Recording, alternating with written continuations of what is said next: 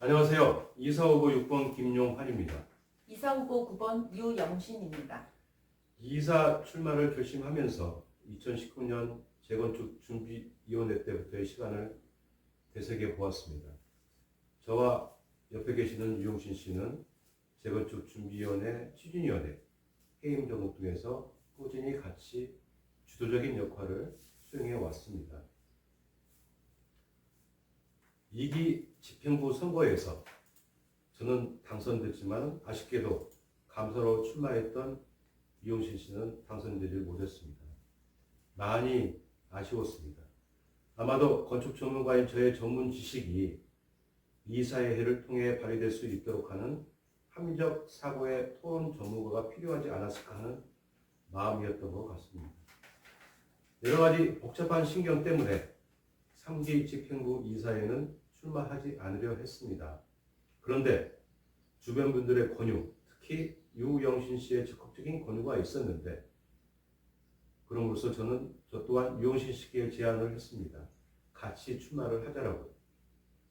고민의 시간이 있었고 결국 같이 출마를 결심하게 되었습니다. 어떤 방식으로 출마의 변을 알릴까 고심하다 과거 시공사 입찰서의 부당함을 알리고자 같이 유튜브 방송에 출연했던 기억이 떠올랐습니다.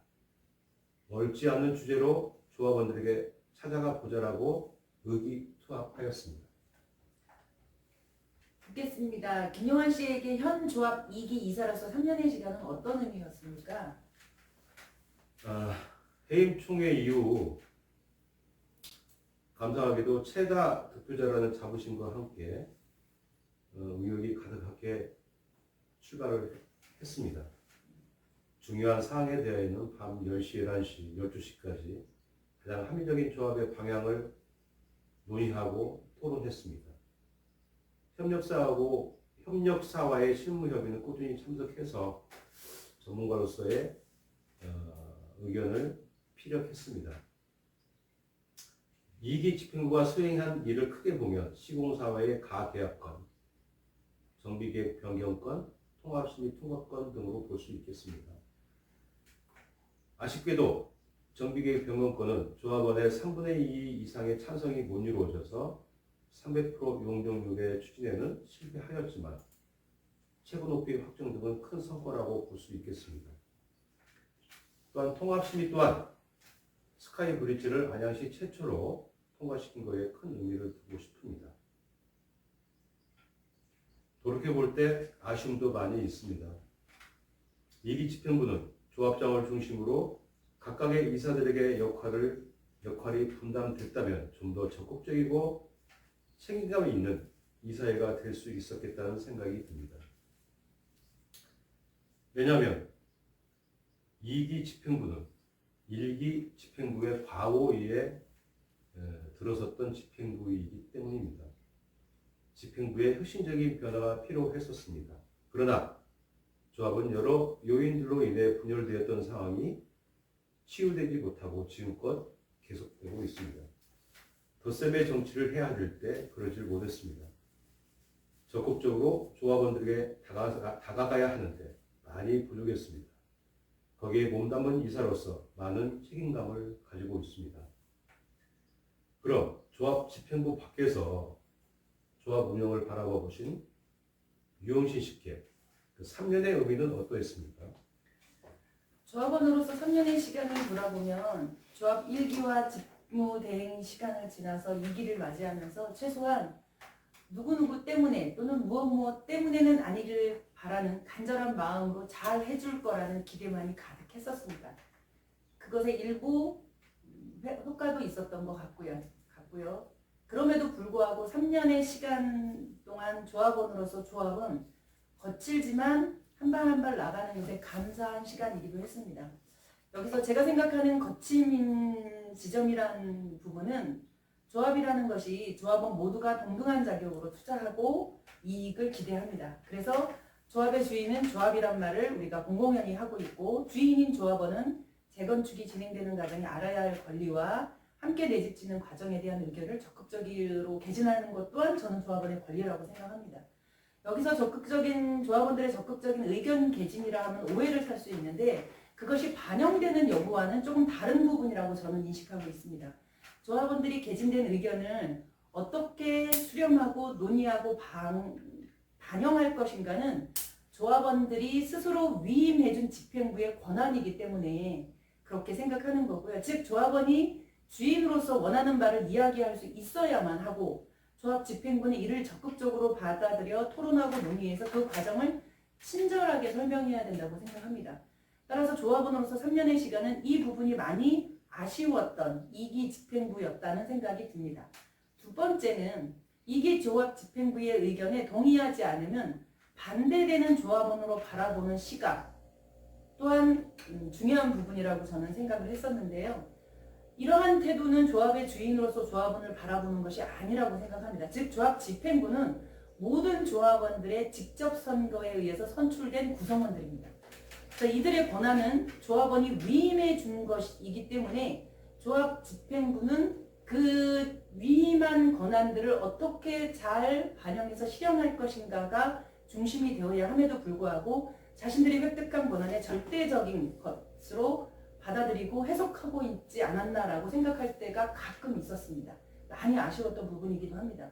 세 번째는 모든 조합원들은 주인으로서의 자신의 역할을 충실해야 한다고 생각하고 이에 조합 집행부는 최선을 다해서 조합의 의견을 듣고 조율하고 합리적인 안건으로 만들어서 토론하고 선택과 집중이라는 전략을 통해 주인인 조합원에게 친절하게 설명할 의무가 있다라고 하는 부분을 명심해야 하는데 이 부분이 좀 많이 부족하지 않았나라는 생각을 하게 됩니다. 결국 2기 조합 집행부는 조합원인 저의 개인적인 3년의 시간 동안을 설명하면 다소 친절하지 못한 조합 2기 집행부였다라는 생각이 듭니다. 조합 2기 3년의 시간을 지나서 3기 집행부에 기대하는 모습은 전문가로서 김용환 씨는 어떤 모습을 기대하십니까? 우선 3년의 시간이 친절하지 못했다라고 하니 그 집행부의 일원으로서 굉장히 죄송스럽기도 하고 부끄럽기도 하고 그렇습니다. 3기 집행부에서는 사업수익 인가, 시공사와의 본계약, 관리처분 등 조합사업 중 실질적인 사항들이 결정되는 집행부가 될 겁니다. 조합장, 감사, 이사 후보자들의 출마 공약을 살펴보니 모두가 분담금 최소화를 외치고 있습니다. 어떻게 분담금을 최소화하려는지에 대한 고민은 안 보이고 그저 하나같이 분담금 최소화만 외치고 있습니다. 어떻게요? 조합에서 하자는 대로만 손만 들어주면 분담금이 최소화될까요? 100년 아파트를 위해서는 할 건 해야 된다고 생각합니다. 그런 의미에서 저는 합리적이고 수용 가능한 분담금을 말하고 싶습니다. 자, 유영신 씨는 3기 집행부의 일원이 된다면 어떻게 하시겠습니까? 네, 일단 제가 기대하는 바를 설명하기 전에 전문가인 김용환 이사님께 한 가지 더 여쭙겠습니다. 지금 말씀하신 최소한의 분담금을 내세우는 후보들이 있고 합리적 분담금을 내세우는 사람도 있는데 지금 김용환 이사님께서는 합리적 분담금이라고 얘기하셨는데 둘 간의 차이를 어떻게 설명할지는 모르겠지만 새로운 집행부가 구성됐을 때 이 합리적 분담금과 최소한 분담금 사이의 간극을 줄이도록 열심히 노력해 주시기를 바라겠습니다. 알겠습니다. 네. 저는 조합 3기 집행부에게 많은 것을 요구하기보다는 두 가지 정도를 요구하고 싶은데요. 하나는 조합원들에게 친절한 조합이 되기를 기대합니다. 알아서 잘해줄 테니 믿고 기다려달라기보다는 이렇게 하고 있으니 이렇게 설명하는 것이다. 즉 이렇게 하고 있다고 친절하게 설명해주는 조합 집행부가 되기를 기대합니다.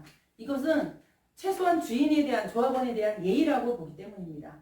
두 번째는 조합 집행부 구성원들이 각자가 주어진 역할에 최선을 다하기를 기대합니다. 특히 이제 현상과의 본계약을 앞두고 있는데요. 그 과정에서 조합원들의 희망이 담기길 바랍니다.